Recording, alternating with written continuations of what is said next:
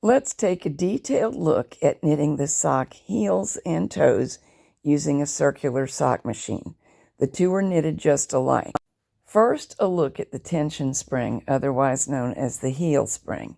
This is our normal threading pattern, bypassing that spring completely. Because heels and toes are worked going opposite directions on alternate rows, when the carrier changes direction, slack would develop in the yarn and potentially cause drop stitches or an overly large stitches. So we engage the heel spring like this. That removes the extra yarn that might develop at the beginning and ending of rows as we change direction and solves the problem. It is actually possible to work toes and heels without a heel spring. I was doing that in the first two movies on hem top socks because mine wasn't working right, and you can see how to cope. If your heel spring is in poor condition, Jack's movie on fixing it might be helpful to you. This is always done on half of the total needles. I'll be using the group closest to me, so I'm placing those farthest from me into hold. Hold is all the way up on a circular sock machine. The yarn carrier is now here, and when I knit around to the first held needle, that is actually going to be the first row of the heel, the first short row.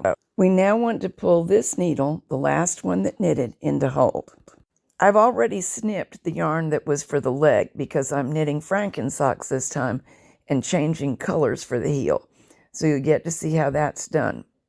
We need to thread the yarn for the heel color in the normal way through the mast and then through the yarn carrier. And we need to set it up so it will be able to start knitting exactly at the first needle that it needs to. Because of having two loose yarn tails, this is not a piece of cake. You may have to tease the new working yarn into the hook and hold it there while you turn the crank with your other hand.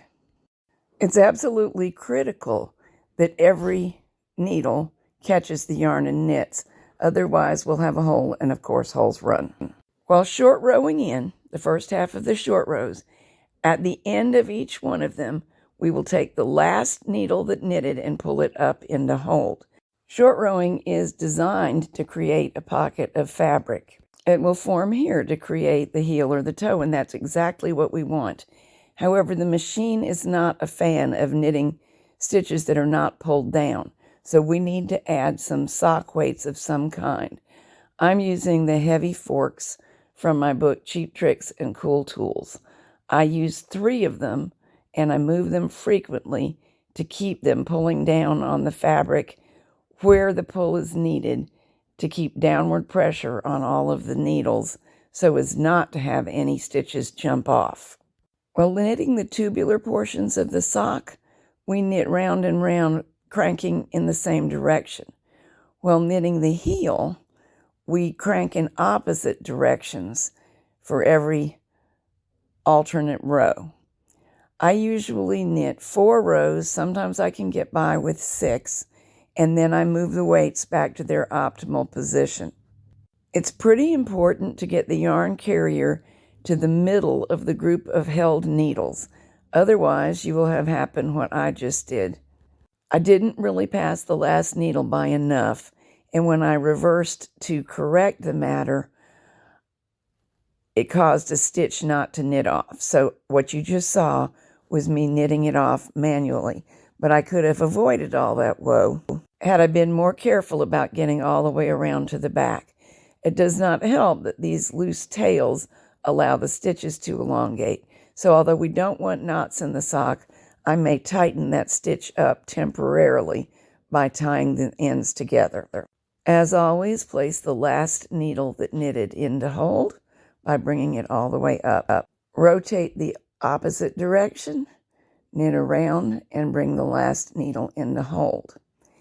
Now, about the number of times we do this, it's going to vary with the size of the cylinder. We work on half of the needles. This is a 72 stitch cylinder. You can see that I've decided it's time to move the weights.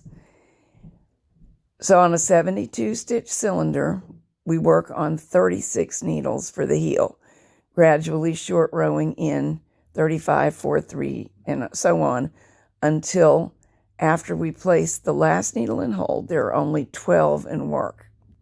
On a 60 stitch cylinder, we work on 30 needles and short row in until after the last stitch goes into hold. There are only 10 in work. For other sizes of cylinder, you always still work on half of the total of the needles and short row down until a third of that half remain in work. If there's not a perfect third, decide based on the shape of the foot whether you want a more pronounced heel by short rowing in a little past a third of the needles or one or two less than a third. The last needle is going into hold now, and on this row before knitting back, we place the held needle that's on the side away from the yarn carrier back into work. And at this point, you almost always ought to move the weights up for safety. From this point on, before knitting each row, one needle on the side away from the yarn carrier gets pushed back down into working position. While short rowing out, as the rows get longer, I don't find I have to change the position of the weights quite as frequently, but still watch and do change frequently. It's a difference between about every 4 rows on the way in for me and every 6 rows on the way out. It's important to be aware that by the age that most sock machines are at present, they have a character all their own. Plus, the different models and brands always did have variable characters. So you need to pay close attention to what works well for your individual machine. Anything that I or anyone else tells you is a starting place that works for us. And you need to get to know your machine as your buddy and figure out what works for you and it in tandem. If you forget to place a needle back in work, as I am doing right this minute, it's not the end of the world.